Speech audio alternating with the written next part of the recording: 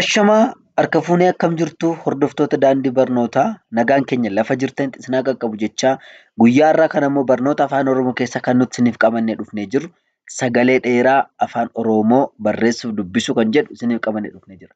Akkasuma namoonni maatii daandii barnootaa hin taane maatii daandii barnootaa ta'uudhaaf sabiskiraayib, sheer, foloo gochuu hin dagatinaa.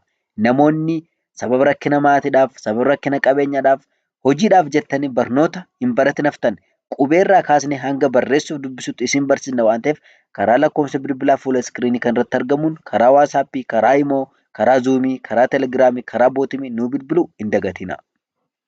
Waliin haa dubbisnu. Baa, bee, bii, boo, buu, caa, cee, cii, coo, cuu, daa, dee, dii, doo, duu,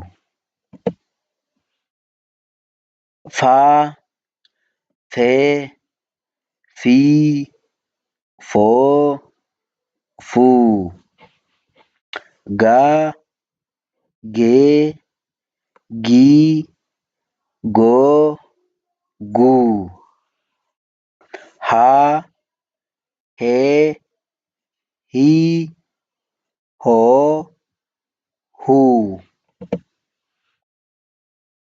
jaa, jee, jii, joo, juu, kaa, kee, kii, koo, kuu, laa, lee, lii, loo, luu, maa, mee, mii, moo, muu, naa, nee, nii, noo, nuu, paa, pee, pii, poo, puu,